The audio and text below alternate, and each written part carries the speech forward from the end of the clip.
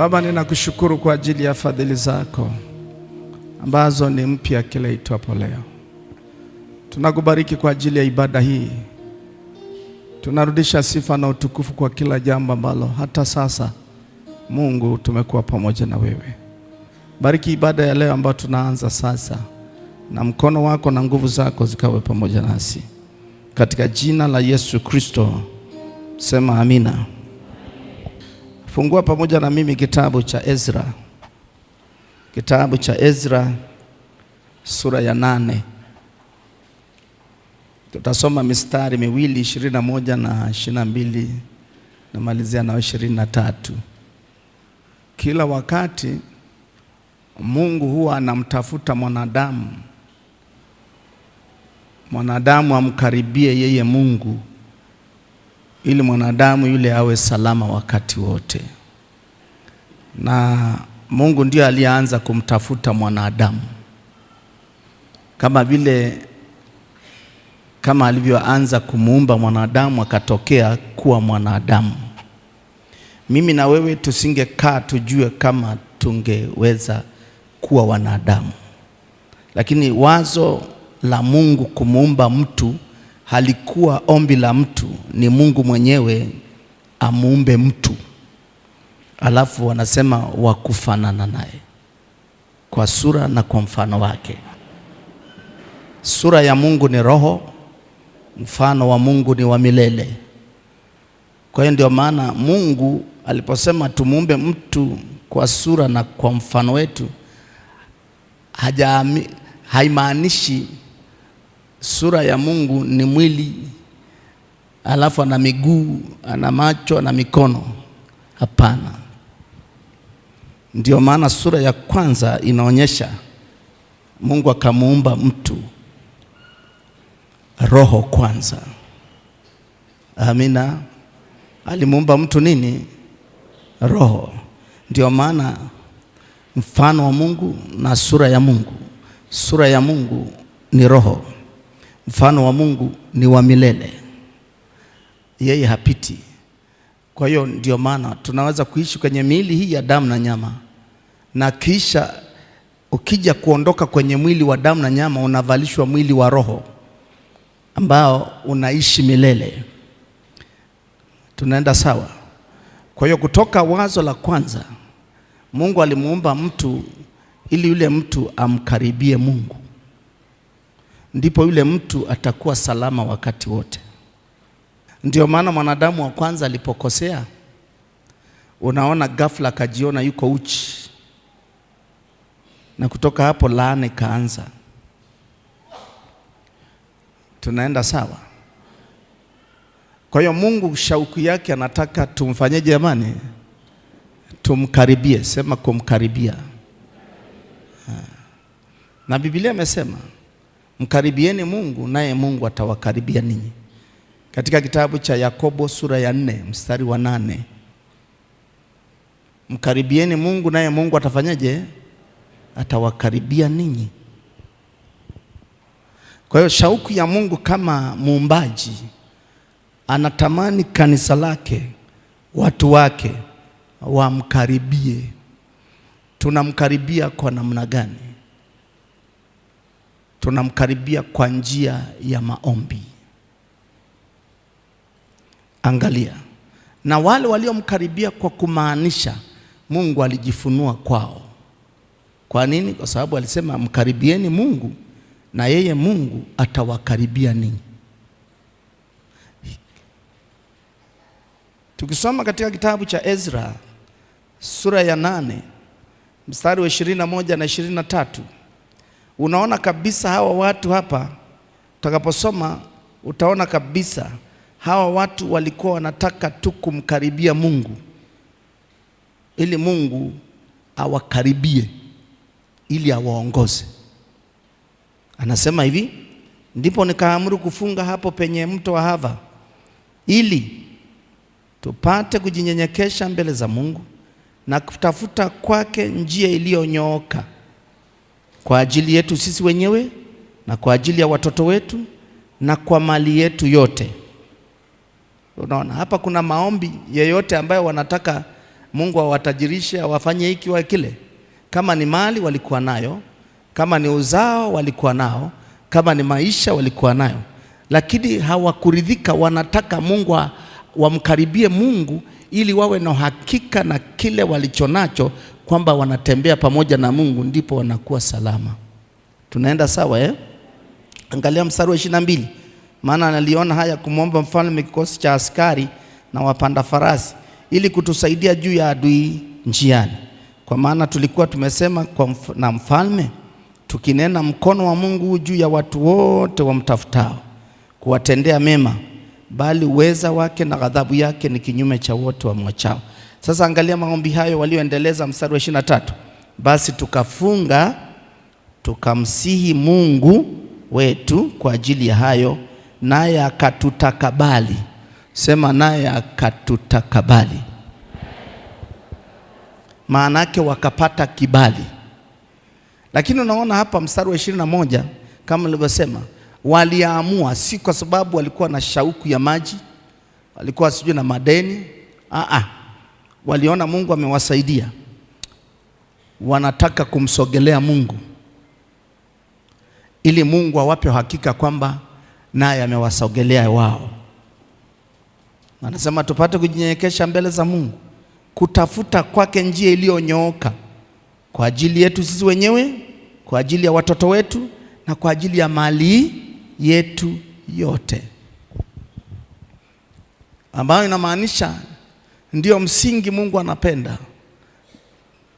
Mtu akibarikiwa ndio mwanzo wa mtu kumnyenyekea Mungu, ili Mungu ampe hakika kila wakati kwamba nimekuridhia, nitakulinda, nitaendelea kukuzidisha, kwa sababu umeenda kumtafuta si kwa sababu ya matakwa fulani, kwa sababu tu ya kutaka ukaribu wako na nani? Na Mungu. Tunaenda sawa? Jioni ya leo Mungu anatupa nafasi ya maombi ya maombolezo.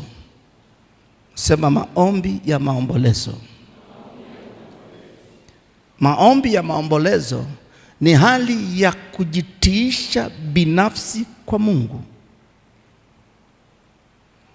na kumwambia Mungu, kikubwa tunatakiwa kuomba Mungu atukaribie zaidi, Mungu atulinde zaidi. Si wewe peke yako. Tunapaswa kufanya maombi kwa ajili ya miji yetu, kwa ajili ya miji yetu. Ndani ya miji yetu kuna familia zetu, kwa ajili ya familia zetu, kwa ajili ya kanisa kwa ujumla. Lengo lake nini? Ili kanisa liwe salama nyakati zote. Mmenielewa kitu tumesema? Maombi ya kumnyenyekea Mungu kwa hiari ya moyo, kumtaka Mungu awe atukaribie kwa ajili ya miji yetu. Ndani ya miji yetu kuna familia zetu. Nikisema familia, ni zaidi ya watoto wako moja wawili ulionao kwenye boma lako. Familia ni zaidi, una jamaa zako, una ndugu zako. Si ni sawa? Naweza kawa nao karibu, naweza kawa na marafiki. Ili sisi kama mawakili wa Mungu tunapopewa nafasi ya kunyenyekea, ili Mungu alete usalama, tuwe salama, atupe ulinzi. Amina. Kwa ajili ya miji yetu, kwa ajili ya familia zetu, kwa ajili ya kanisa, ili kanisa wakati wote liwe nini? Ndio maombi ya kulindwa.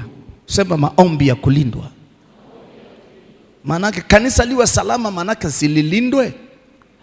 Jirani awe salama, manake sialindwe. Ndugu wawe salama, manake siwalindwe. Kwa hiyo tukilindwa wote, si tunakuwa na amani, si tunakuwa na furaha, si unaweza kutimiza na malengo yako na kila kitu ambacho unatamani kifanyike, maana tuko nini? Salama, tunalindwa. Maana yake pamoja na vizazi vyetu, nimepanua maana ya vizazi. Familia maana yake nini? Ni zaidi ya ile familia yako, watoto wako wawili, baba na mama, 5, watoto wako 6, ni zaidi. Kisha kuwa familia maana yake na majirani, ndugu wa karibu, marafiki. Haifai mimi niwe salama alafu rafiki, ndugu wasiwe salama. Kwa tunapomwomba Mungu, maombi ya maombolezo ni pamoja na familia na vizazi vyetu pamoja na ndugu zetu, maombi ya kulindwa pamoja na kanisa. Ninaeleweka kitu nasema? Tunaeleweka? Na Mungu analipitia kanisa kwa sababu Mungu anasikia maombi ya kanisa. Yeye ndio amelinunua kanisa kwa damu yake mwenyewe. Mimi na wewe tusingefahamiana, nisingekujua, usingenijua. Lakini hata kama unifahamu na mimi sikufahamu, maadamu Yesu Kristo ni Bwana na Mwokozi wa maisha yako, sisi ni ndugu automatically katika ulimwengu wa roho. Na ndio maana katika ulimwengu wa damu na nyama, ukisikia mwenzako anasema nimeokoka, ghafla unaona moyo wako unaona huyu ni wa imani moja. Si ni sawa? Kwa hiyo Mungu ametupa kibali kwa Roho wake Mtakatifu kama kanisa, tunapoomba anatusikiliza, kama alivyowasikiliza kuhani Ezra na Israeli. Wakati huo walikwenda kwa hiari yao. Haleluya. Kuna mambo mawili hapa, ni kwenda kwa hiari, na wakati mwingine wengine waliendaga baada ya kuona kuna vita. Kwa mfano ukisoma mambo ya Nyakati wa Pili, Mambo ya Nyakati wa Pili, tunaweza tukaongeza hii mistari. Mambo ya Nyakati wa Pili sura ya 32. Nyakati wa Pili 32 mstari wa 17. Kulitokea mfalme wa Ashuru, alikuwa anawatishia Waisraeli, na tangu nyuma alikuwa anawatishia pamoja na baba zao. Lakini Waisraeli ama Yuda walikuwa wanamtegemea Mungu. Sasa unaweza kaona mahali hapa jinsi gani kanisa linapewa kibali cha kusikilizwa tunapoomba. Haleluya. Ndio maana kanisa linaitwa ni mwili wa Kristo. Haleluya. Tunaweza tukajifunza hapa juu ya maombi ya maombolezo. Sasa ukianzia mstari wa kwanza Nyakati wa Pili 32, utapata kisa cha huyu mfalme wa Ashuru alivyokuwa anawatishia Israeli na nini. Sasa muda mrefu, sio kidogo. Sasa tunaona tena anakuja kuandika waraka. Mstari wa 17, Mambo ya Nyakati wa Pili sura ya 32 mstari wa 17, tunaweza tukasoma mpaka 23.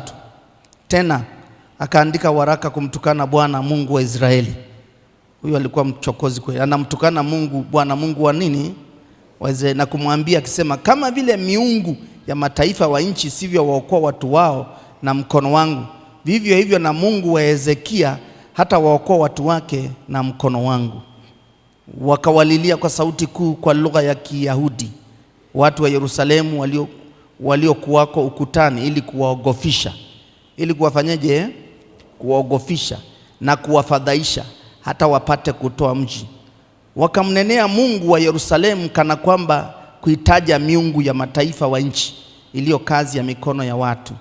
Na kwa ajili ya hayo, angalia, Hezekia mfalme na Isaya nabii mwana wa Amozi wakaomba, wakalia hata mbinguni. Biblia yako nayo imeandikwa hivyo. Wakafanyaje jamani? Wakaomba, wakalia mpaka wapi? Hapa ni maombi ya maombolezo. Nimekuambia Mungu analisikia sana kanisa lake, bila kujali liko maeneo gani, maadamu linaitwa kanisa la Kristo.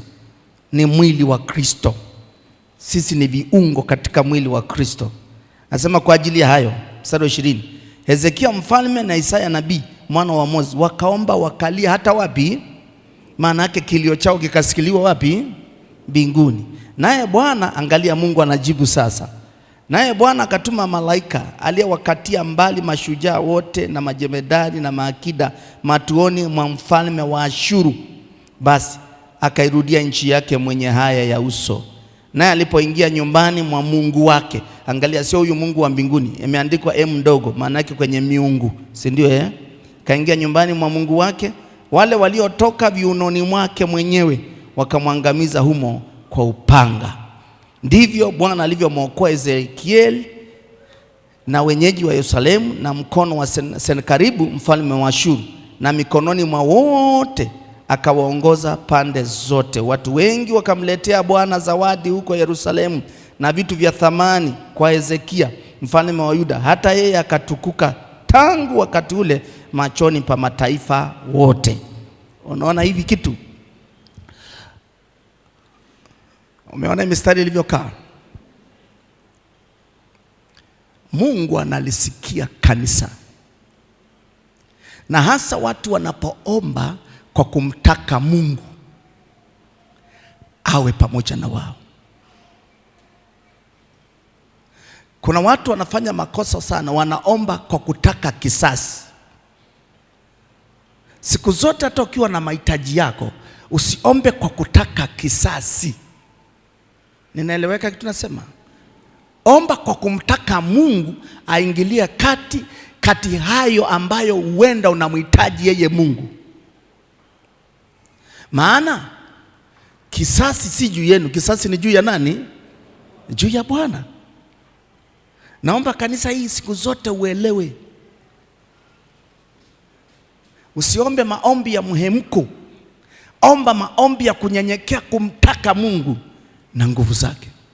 Yeye akija anajua atapiganaje vita. Yeye akija anajua atakufanyiaje njia. Ngoja nikuulize swali. Umeonaga vitoto vyetu vidogo? Labda una hata watoto, mdogo wako kakizaliwa kadogo, kakiumizwa na kitu, yeye kazi yake analia, anamtaka nani? Anamtaka mzazi mojawapo, si ndio? Saa hiyo unaona anapolia anataka kisasi au anataka msaada? Na mzazi akija, yeye ndio atajua, anamsaidia kumuondoa labda mahali hapo, alafu ndio anaanza kumuuliza kulikoni. Ndio anasikia kama mwenzake amempiga, anambia fulani amechapa mimi, pana achapa mimi, pana anachapa mimi. Kwa hiyo unakuta mzazi ndio anaanza kumuuliza, kwa nini umemchapa mwenzako? Kwa nini umemchapa mtoto? Sasa kama hakuna sababu ya msingi, unaona mzazi anachukua jukumu, kama ni mdogo wake au mkubwa wake amemchapa, na yeye anamwambia njoo hapa, anamfinya mbele ya huyu mtoto, alafu unaona huyu mtoto anapata raha, si ni sawa? Anapata nini?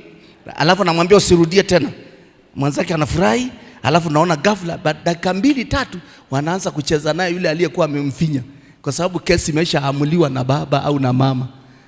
Na sisi ndivyo ilivyo.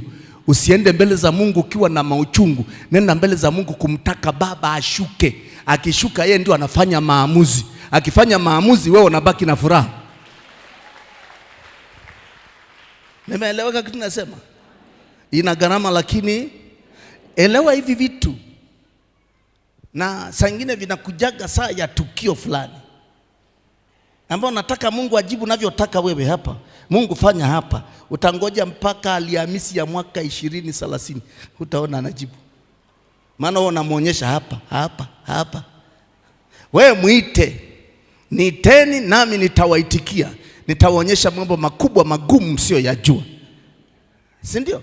Wewe mwite. Hamwambia Mungu iko hapa, iko moja, iko mbili. Maombi ya maombolezo ni maombi mazuri ambayo namtaka Mungu. Mungu anaangalia, mnataka nini watoto wangu? Unaambia Mungu, shuka kwa ajili ya miji yetu. Tunatamani miji yetu iwe salama. Shuka kwa ajili ya familia zetu Mungu. Shuka kwa ajili ya kanisa, ili siku zote kanisa liwe salama. Lilinde kanisa, linda familia, linda ndugu, linda marafiki, walinde Bwana. Unaomboleza, maana mwenye kumlinda ni yeye Mungu. Utaona anashuka. Wanaomjua Mungu na wasiomjua Mungu, unaona unakaa salama. Kila kitu kinaanza kwenda salama. Nini? Wewe unayesikilizwa na Mungu amekusikia, akasababisha ule usalama uliofanyaje? Uliomlilia. Kama umenielewa sema amina. Sana karibu aliwatishia wenzake. Unaweza ukatishiwa kwa magonjwa. Unaweza ukatishiwa kwa madeni. Unaweza ukatishiwa na nguvu za giza. Unatishiwa. Wanakuambia wewe hakuna dawa hapa, utakufa tu. Utaibika tu. Hakuna kupata chochote, utaibika tu. Maombi ya maombolezo ni kumtaka Mungu. Kuna mwanamke moja, wako wengi. Si unamkumbuka aliyotokwa na damu? Si ndio? Haya. Huyo naye ana namna yake. Unamkumbuka yule aliyemzaa Samueli? Huyo naye alikuwa na pito lake.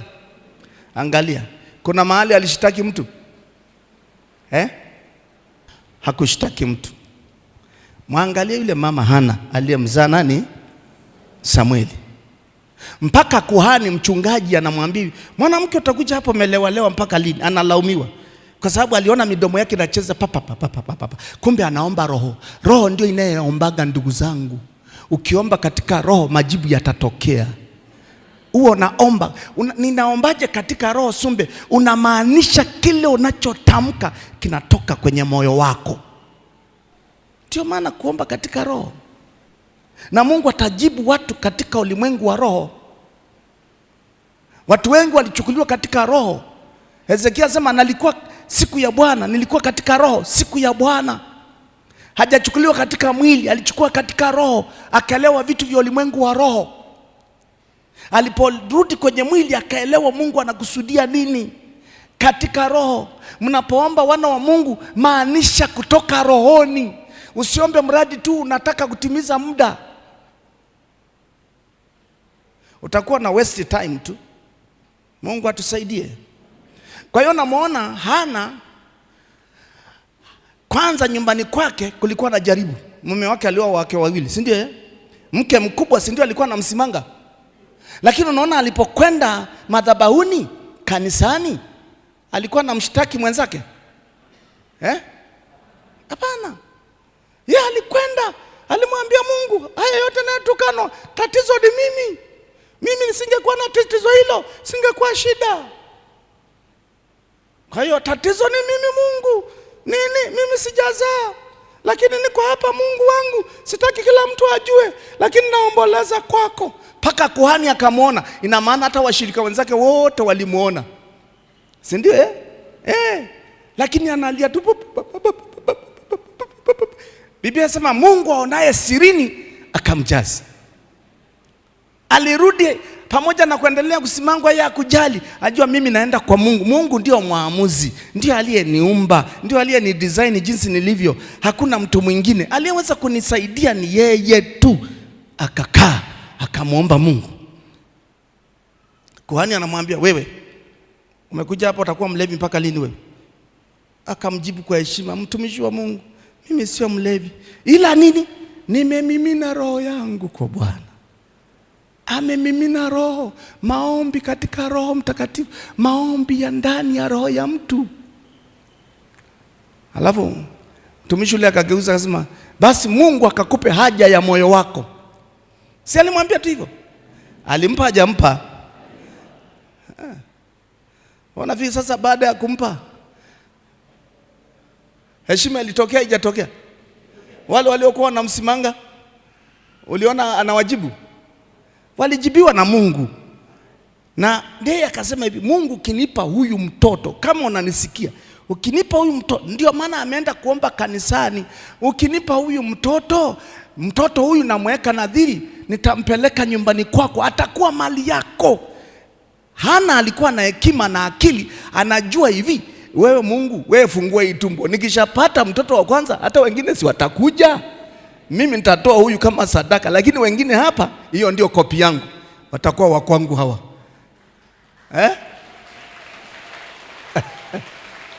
Na sinda ndio ikawa hivyo. Alimpeleka Samueli huku akazaa wengine.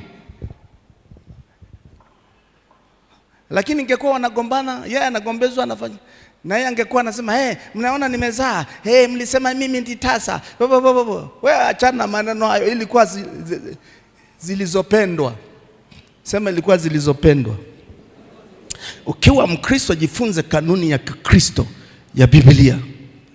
Utampenda Mungu. Utatembea na uwepo wake hata kama mchana kweupe. Utatembea na uwepo wake mahali unapotoka, unapoingia, ukijua yuko pamoja na wewe. Mungu hatakagi kisasi. Utakuja kufurahi lini bwana? Mungu anatakaga moyo wako uwe neutral tu, uwe tupu. Alafu akijibu anakushangaza. Akishakushangaza nao unabaki kucheka. Unaonaga mtu anafurahi mwenyewe anacheka. Anacheka mwenyewe. Wewe acha wanaochekaga na simu, achana nao. Kuna watu wanachekaga na simu, amechekeshwa hapo, au anaangalia katuni fulani anacheka mwenyewe, achana nao. Kuna mtu anacheka kwa sababu kuna jambo alikuwa anapita nalo, lakini akamlilia Mungu, saa ya kuja kujibiwa. Wewe umeonaga wamama wajawazito? Wazazi wetu anabeba mimba miezi 9, Mungu akamsaidia, ikafika saa yake. Saa ile anaenda kujifungua, ina gharama au haina gharama?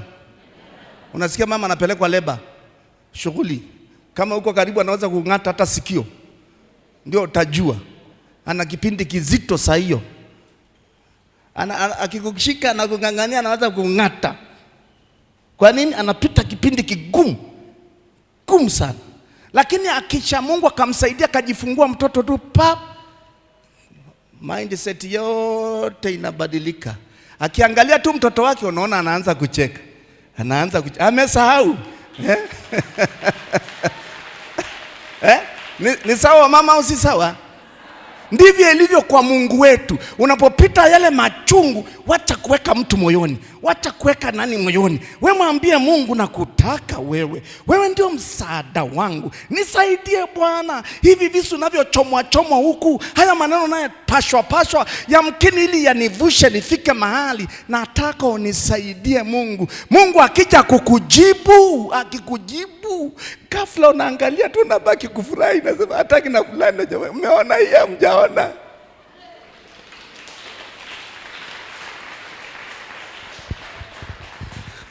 Wangapi wananielewa kitu nasema? Maombi ya maombolezo. Wewe angalia watu wengi tu. Wewe mtafuta hata Bartimayo kipofu, jinsi aliyokuwa nao. Watu wengine, wanafunzi wenyewe wa Yesu wanamzuia. Bartimayo yule kipofu anasema hivi. Anaambia nani anapita? Maana ni kipofu. Nani anapita? Kipofu ni tatizo la muda mrefu. Si ndio ndugu zangu? Tatizo la muda miaka mingi tangu kuzaliwa. Kipofu anatamani kuona, anasikia tu habari za Yesu, anasema nani, msafara gani unapita jamani? Akasema ni Yesu anapita, yule wa Nazareth.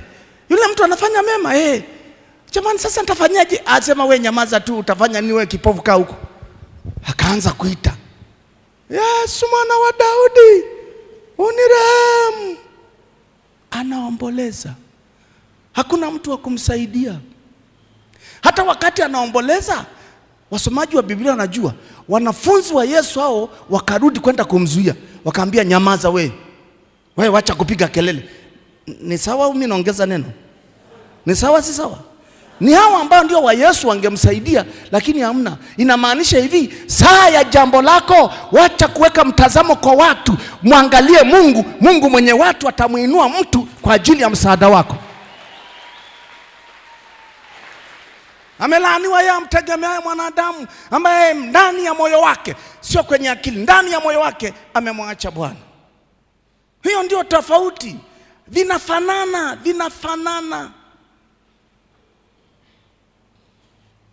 Ni kama artificial, inafanana na kitu ambacho ni halisi. Si ni sawa? Nafanana. Sijui kama kuna mtu anaelewa hapa. Wanafunzi wanamwambia hivi, nyamaza, hata kumsumbua master wetu, ana kazi nyingi. Kwanza wewe ni kipofu, usaidiwe nini wewe? Yeye hakuangalia hao watu. Alisema mimi siwaiti ninyi, mimi namuita Yesu. Sijui kama unaelewa. Ndugu zangu, mnaelewa?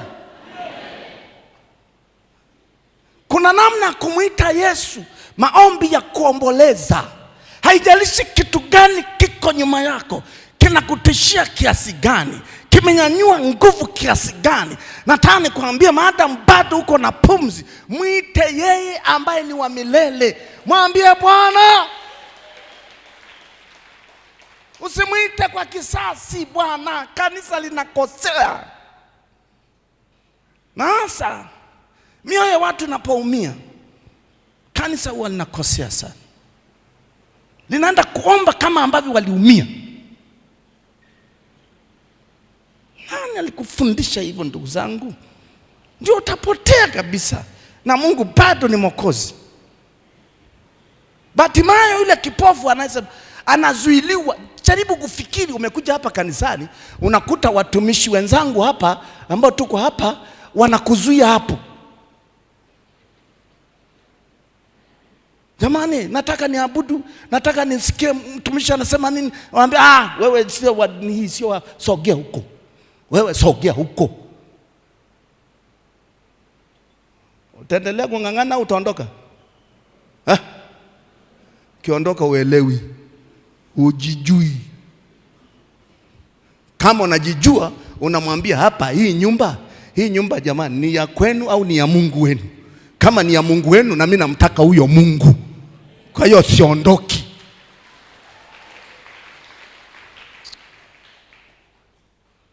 Shindani imani, sio mchezo. Sangine ni kipimo. Vinginevyo watu wengi, Mungu akija kujibu asema ndio maana tuliomba hivi, ndio maana nilisema hivi. Nabii nyingi, ndio maana nilisema, si niliwaambia hivi. Si unamtangulia Mungu, atapata utukufu wapi? Ananyamaza. Maana watu wamesema hata ikitokea wanasema si tulisema. Niliwaambiaje? Wanataka utukufu. Jambo ni baya sana hilo. Lakini Mungu akijibu, utaona watu wanaanguka. Wanasema ni Mungu tu.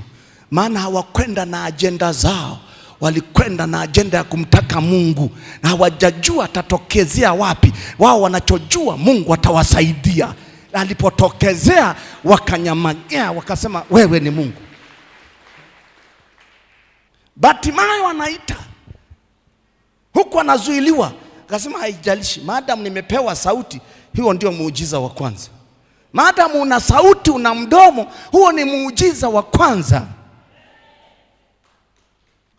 Bartimayo akaita, Yesu mwana wa Daudi, unirehemu. Unaenda soma vizazi vya Yesu Kristo, mwisho anakuta asema mwana wa Daudi. Soma kitabu cha Mathayo binafsi yako, utakuta ukoo wa Yesu Kristo. Amezaliwa nani, amezaliwa nani, ametoka Ibrahimu, ametoka nani, ametoka nani, ametoka mpaka Daudi.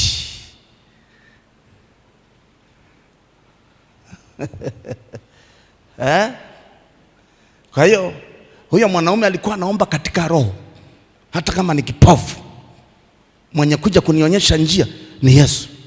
Yesu mwana wa Daudi, unirehemu. Hajasema Yesu mwana wa Yese.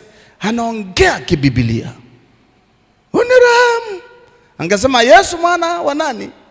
Wa Yusufu. Alijua Yusufu alitumika kama chombo, sio baba yake. Huyo ni mlezi. Baba yake ni Mungu, na Mungu alifanya agano na Ibrahim, alifanya agano na Daudi.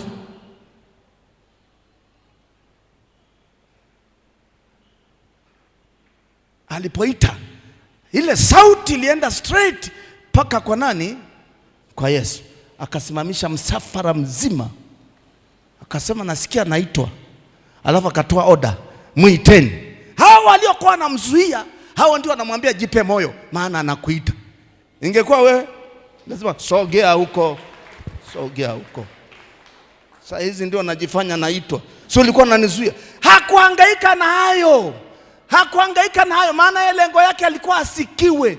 Yeye akiwaangalia waliokuwa namfanyia hivyo namzuia, anasema nawaonea huruma. Hamjajua njia ya kupata miujiza yenu. Hata kama mnafuatana na Yesu, mimi nakwenda.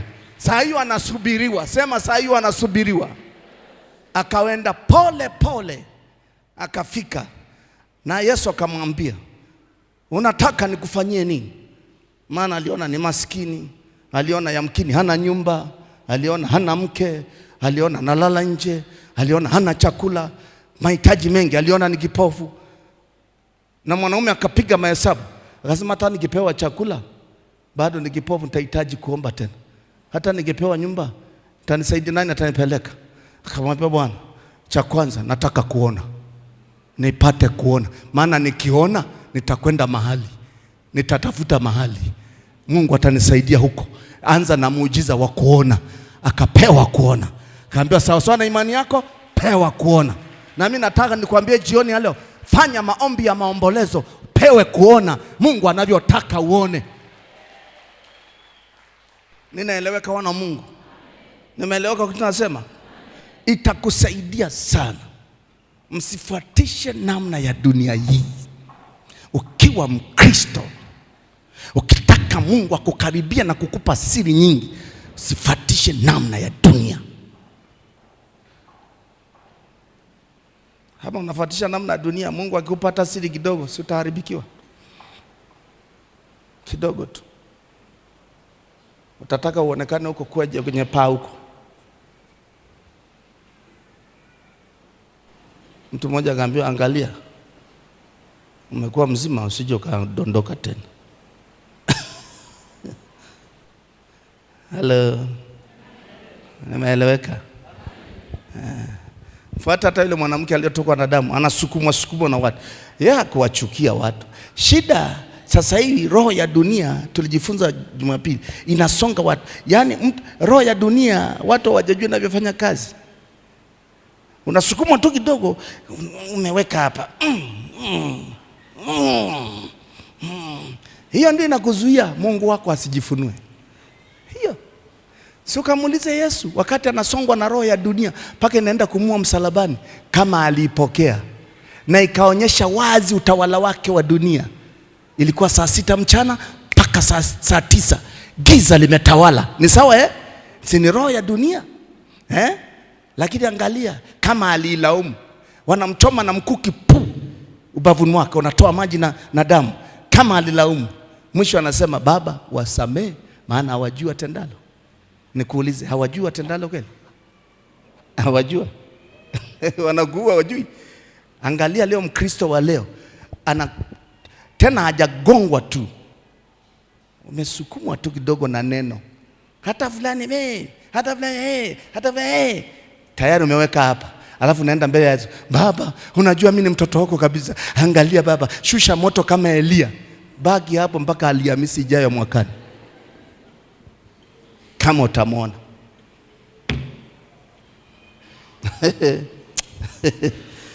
Kumbe nini? Roho ya dunia, na watu hawajajua inavyofanya kazi. Tukaombe wana wa Mungu. Kuna vitu ambavyo Mungu anaweza kukufundisha kiuhalisia, ukaelewa. Ulikuwa unaelewa lakini hukuelewa kwa namna hapa. Unaweza ukaielewa bahari kama Petro, tangu utoto anavua samaki, anaielewa bahari. Lakini usielewe bahari hiyo hiyo namna kutembea bila mtumbwi kwenye hiyo bahari. Yesu akaja akamfundisha, pamoja na kushika haya mafundisho ya ghafla, katikati akazama, akaanza kusema kama Batimayo, Bwana Yesu niokoe. Bahari ile ile ambayo alikuwa tangu mtoto mpaka anakuwa mzee, mtu mzima, anaijua kila pande, anajua kuvua, anajua kupiga makasia. Saa bahari hiyo hiyo ilipochafuka, Yesu anakuja ili amfundishe yeye ni mkuu wa vitu vyote. Somo ile karibu lisiingie. Unaweza kaamini na kiwango chako kimefika hapo, lakini ikafika mahali dunia ghafla inakushusha pa. Miaka 5 unafunga na kuomba na kiwango chako Mungu amekinua, alafu siku moja ukashuka hivi. Kuna mafundisho nitakufundisha jinsi ya kuitambua roho ya dunia, alafu upasi kutoka hapo, kusiwepo na kitu kitakachokushusha chini, uendelee kwenda juu. Unanielewa? Ndipo ambapo Yesu kwenye kitabu cha Waebrania 12 mstari wa 2, kwa sababu ya furaha iliyowekwa mbele yake, aliustahimili msalaba na kuidharau aibu, naye ameketi mkono wa kuume mwa Mungu Baba Mwenyezi. Kama asingeidharau hii roho ya dunia, ingemkamata. Lakini kuna kitu aliona, na wewe kuna kitu ulipewa maono before. Kwani kitu kingine kitokee katikati hapa? Ni kwa ajili ya kanisa. Kwani kitokee katikati hapa kitu kingine? Alafu nataka kumezwa na dunia. Pita mwanamume, pita mwanamke wa imani, fike pale uone utukufu wa Mungu anavyotembea na wanadamu.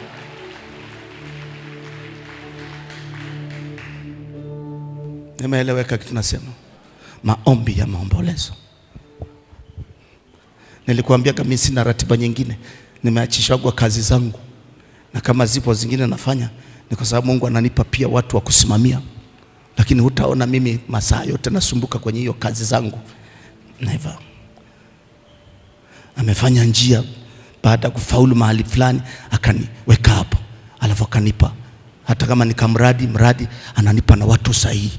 Nasimama hapo ili we roho yako isingangane na hivyo. Ngangana na mbingu kwa ajili ya kilichoitiwa.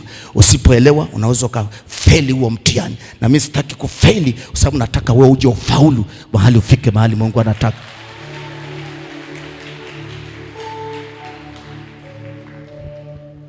Lakini ni nani atakayesikia na kuelewa?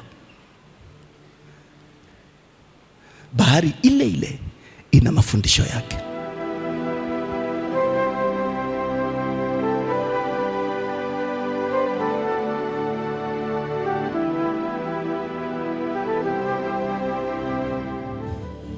Naomba kanisa chukua nafasi. Maombi ya kuomboleza. Omboleza kwa ajili ya miji yetu, kwa ajili ya mji wako, kwa ajili ya familia yako, kwa ajili ya kanisa, ili baki kuwa salama nyakati zote. Omboleza ukiomba maombi ya kulindwa. Maombi ya kulindwa, na kumwambia Baba, hatuna njia nyingine ila ni wewe pekee. Tulinde na vizazi vyetu, linda na ndugu zetu, linda na jamaa zetu. Maombi ya kulindwa. Chukua nafasi, omba. Maombi ya maombolezo. Watu walioomboleza kibibilia, Mungu aliwasikia. Mungu anajua na jina la Yesu, anajua umepewa mamlaka, lakini unakwenda zaidi ya hapo. Maombi ya maombolezo. Sanda rababo shika. Omba kwa kumaanisha, mtu wa Mungu, omba. Omba. Taja familia, taja jamii, taja ndugu, taja kanisa. Muonyeshe Mungu tunamhitaji yeye. Shila rababashi.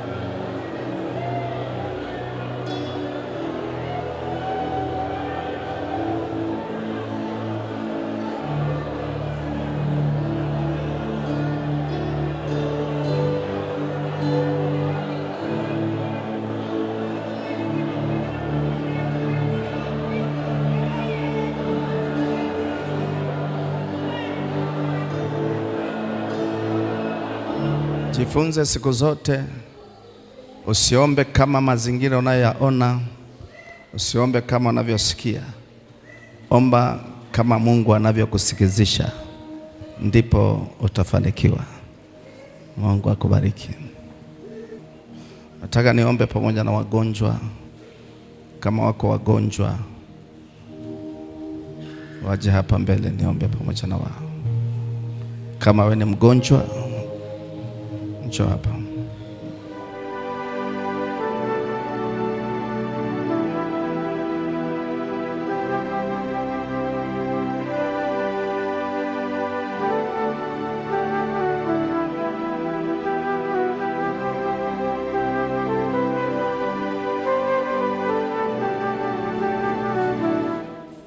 Baba, naomba mkono wako wenye nguvu wa kuponya uwepo katikati ya watoto wako.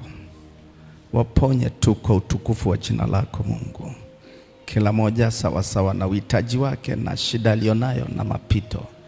Na ikiwepo nguvu za giza zozote ambazo zimetumika kudhoofisha watoto wako, kuwakatisha tamaa, kuwavunja moyo, na haribu hiyo ufalme, unyamaze kimya na uondoke juu yao. Wale wote waliologwa kwa njia ya kichawi, na futa agano hilo, na vunja nguvu hizo za giza kwa jina la Yesu. Na achilia ulinzi wako na moto wako kutoka sasa. Wafungue watu wako, wafungue watu wako.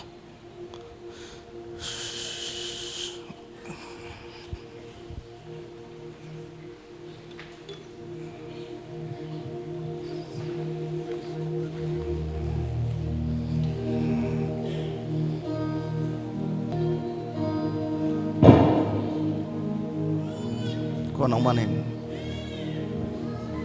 Kwa nauma nini? Mguu pande huu. Hebu angalia mguu.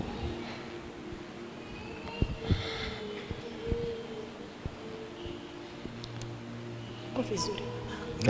Uko vizuri baba. Uko vizuri. Ndio baba. Yesu amekuponya. Amina baba. Mpe Yesu makofi.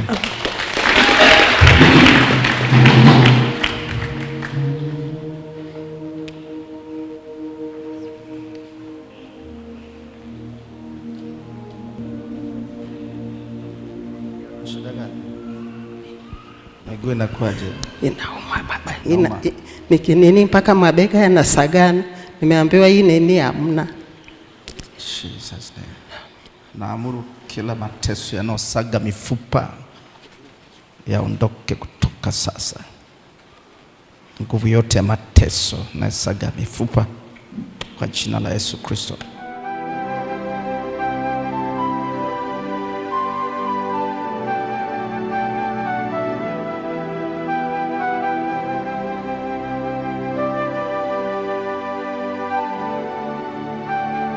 Tembea, angalia hiyo miguu yako mama. Nachotaka ni uangalie miguu yako.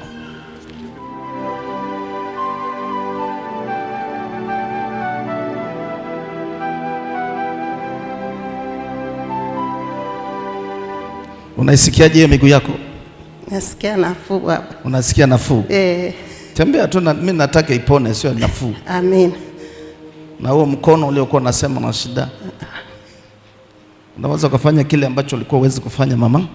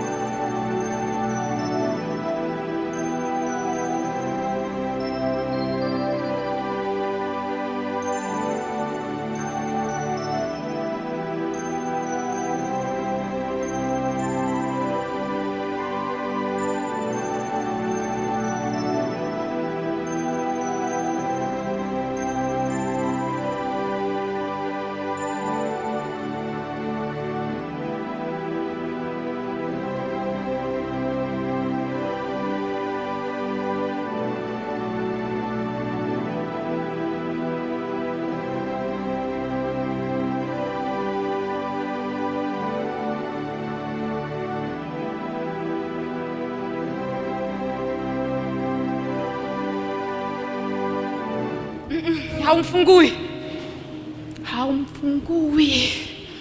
Unajua tumetoa sadaka.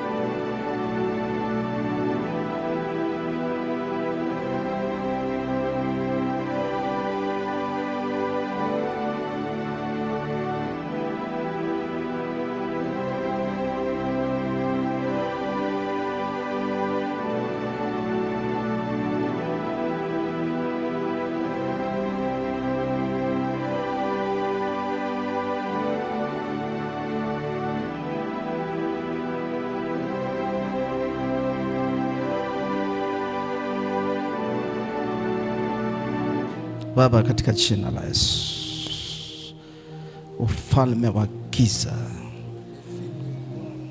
ufalme wa giza, laana zote za mizimu, kwa mamlaka ya jina la Yesu Kristo, achilieni mwanadamu huyu.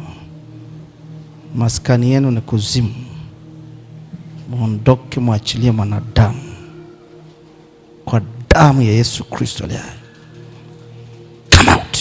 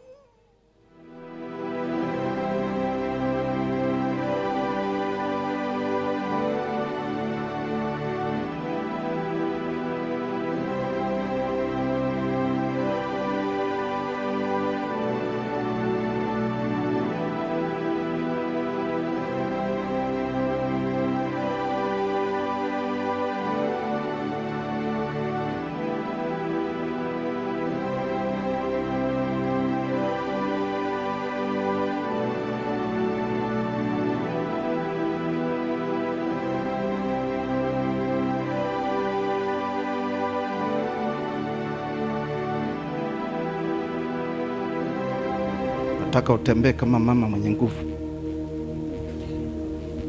Utatembea kwa jina la Yesu. Unashindwa takula? Nakwama hapa. Kitu kinakaa hapa. Kinakaa hapa mpaka unaanza kufanya ndio umeze. Mdomo angalia mtano na shuka, niangalia mtano wako natoa makudu. Unakuwa na jingata? Sijingata, ndachuka wenyewe. Peka mena nasagia, alafu shika inakuwa kwenye mwili, naanza kujipanguza kama kuna bidomoto. So nampenda Yesu? Nampenda Yesu. Si ndio Yesu anakuponya mami? Sema asante Yesu. Asante Yesu kwa kunifungua. Kwa kunifungua. Na kunitenga na uchawi. Na kunitenga na uchawi. Na mizimu. Na mizimu. Mimi ni mali ya Mungu. Mimi ni mali ya Mungu. Kwa jina la Yesu. Kwa jina la Yesu. Asante kwa kunitia nguvu. Asante kwa kunitia nguvu. Sasa nitatembea. Sasa nitatembea. Nitakula. Nitakula. Nitalindwa na wewe. Nitalindwa na wewe. Amen.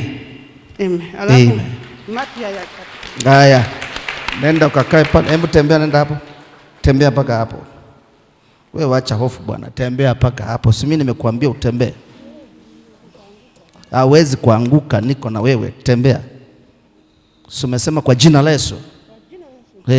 Natembea kwa jina la Yesu. Natembea kwa jina la Yesu. Sema natembea kwa jina la Yesu. Natembea kwa jina la Yesu. Natembea kwa jina la Yesu. Natembea kwa jina la Yesu. Nakwenda kwa jina la Yesu. Twende haraka kwa jina la Yesu.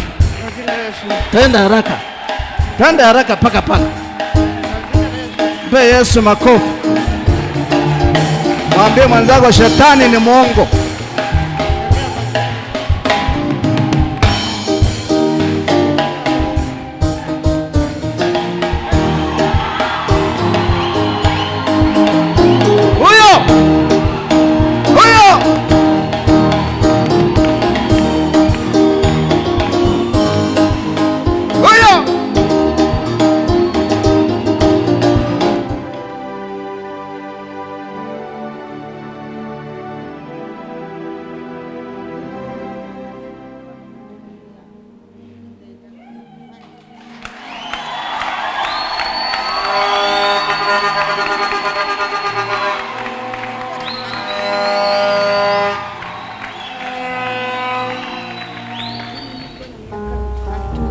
Hivyo vinanika, niko na miaka 3. Hivyo vinanikamata, kinakuwako humu mutumbu hikyo. Kisha watoto wangu wakanambia nikuwe na kuangalia ku TV. Wakati nilibambia nasikia kitu kinaniingia mutumbu, wakanambia kuwa naangalia huyu papa, wanamuita Sumbe. Nikakuwa na kuangalia. Sasa mimi na kuangalia, wanasema wakamate mgulu, na kamata migulu iko na niluma, na nikavunjika hapa, nikaanguka munyumba, nikavunjika hapa, migulu ikanivimba we. Njo hiyo kutembea hakuna, kwenda mwese hakuna, nashimama. Kwa umekuja lini kutoka Amerika? Amerika nilitoka ile siku olienda hubiri kule, sijua bana kuitai mwa ile kanisa nilikuwaga mwa ile kanisa, njo siku nilikuyaga. Wapi kule Burundi? Abe? Ulikuwa wapi? Nilikuwa Amerika njo mimi natoke. Maeneo gani Amerika? Jimbo gani? Ametokea Amerika, Washington. Washington. Ndio. Kwa hiyo yuko Washington. Ndio. Amekuja lini hapa? Ana kama wiki moja. Kutoka huko amekuja hapa Afrika kama na wiki moja? Ndio. Huko kama 2 weeks. Wiki mbili. Nilikuonaka niliingiaka mkanisa kule kwenye uliendaka uhubiri kwa ule papa. Njo wakati nilikuyaga nikaingia mkanisa nokoombea watu ukapito naende na mimi naikala kugiti. Njo wakati nilikuyaga hapa. Sasa umekuja kwa ajili ya kumfanya nini? Oniombee. Nikuombee. Unaamini Yesu anaponya? Ndiyo, Yesu anaponya na niko Mkristo. Ndiyo. Hizi mapicha nazileta. Huyu ni mwinjukulu. Sasa wewe tuache kesi ya huyu mtu mwingine, nataka wewe kwa hiyo shida iliingia kwenye tumbo ndio ikasababisha usitembee? Sikuyua. Ndio ilisababisha nisitembee, kienye kiliniingia mtumbu na nikaangukia mguu ukavunjika. Munyumba. Kwa hiyo tatizo ikaendelea. Ndio tatizo sasa. Sasa hivi unatembea, huwezi tembea? Hapana, mpaka baninyanguli. Mpaka baninyanguli. Na kuenda muweze, manake siweze shutama, mpaka mimi nashimama wima. Kwa hiyo huwezi kujisaidia chochote? Siwezi. Hata huyu fie njo mwenye kwa ananisaidia, anaweza akabisema. Nikisha maliza muweze na muita, analeta maji, njo ananikogesha. Pole. Yesu anakupenda. Ndiyo, Yesu anipende na mimi nampenda. Sema Bwana Yesu. Bwana Yesu, nimekuja kwako. Nakuja kwako. Usinipite Bwana. Usinipite Bwana. Niponye. Uniponye. Maana wewe ni mponyaji. Bwana wewe mponyaji. Nitakutumikia. Nitakutumikia. Asante Yesu. Asante Yesu. Namkataa shetani. Namkatala shetani. Na kazi zake zote. Na kazi zake zote. Amen. Amen.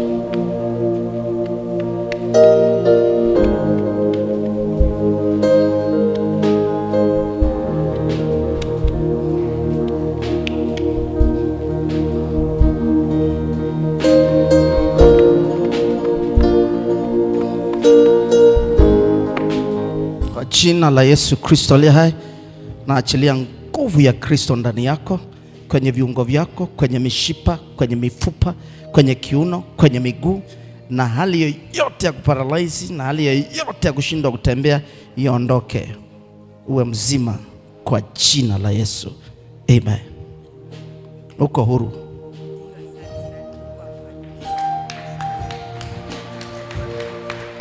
Mimi nataka wewe utembee.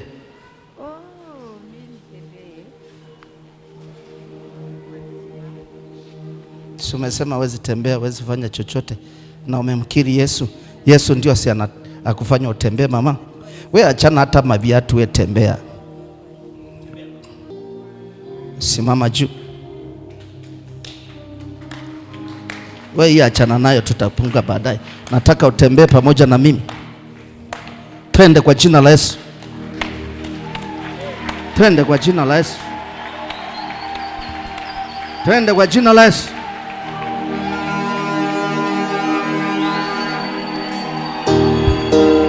Kwa Yesu makofi.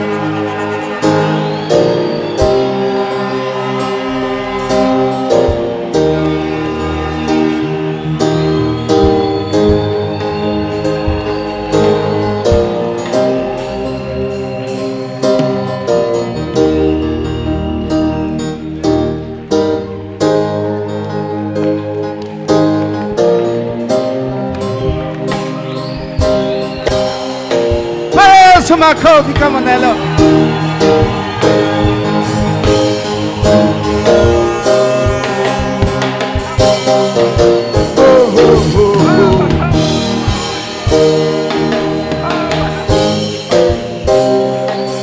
Uzuri wako Mungu ni mkubwa. Mungu ni mkubwa. Yesu wa baraka, Yesu wa baraka, Yesu wa baraka. Mungu ni mkubwa sana. Mungu asifiwe kweli. Mungu ni mkubwa. Apewe sifa. Hey, akanyaga hivi vyote vilikuwa vinafungwa. Hivi vyote vilikuwa vinafungwa. Hivi vyote vilikuwa nafungwa. Vilikuwa vinafungwa hivi vyote mpaka waninyangule.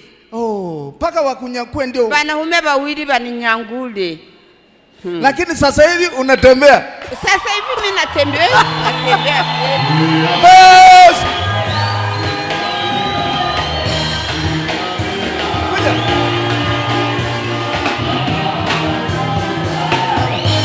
Wewe ulikuwa na mama? Wewe ulikuwa na mama? Wewe ulikuja na mama? Ndio nilikuja naye. Mama anasema alikuwa kila kitu mnamsaidia hata uwani wapi kama alivyosema mwanzo. Ndio, ni kila kitu. Ni kila kitu. Ni kila kitu. Kwa hiyo sasa hivi unashangaa Yesu amemuinua? Ndio. Ndio nimeshangaa. Na wewe unajisikiaje? Najisikia furaha sana. Yesu wako.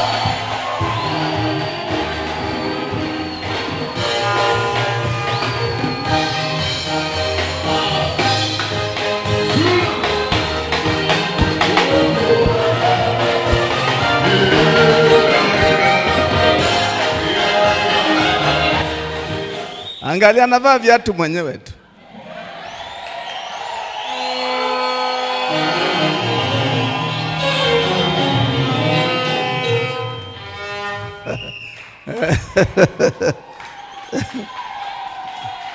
Jumapili, we binti, Jumapili mama awepo hapa, alafu akale chakula, alikuwa hawezi kula, hawezi kujisaidia, hawezi, amesema hawezi wenda uwani mwenyewe.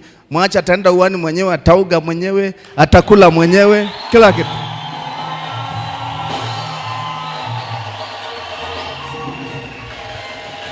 Jumapili, mwambie Jumapili atatoa ushuhuda hapa na kila mtu atamwona. Leo Mungu alikuwa anamshughulikia yeye katika jina la Yesu. Haleluya. Alafu wewe baba uliokuja na mke wako ambaye amesumbuliwa na nguvu za giza hizo na nguvu za kichawi ambazo wamemloga, wamempiga ili kumharibu. Nataka kusema kuanzia leo ukuta wa moto umewekwa na Yesu. Mizimu ile haitapata nafasi. Maana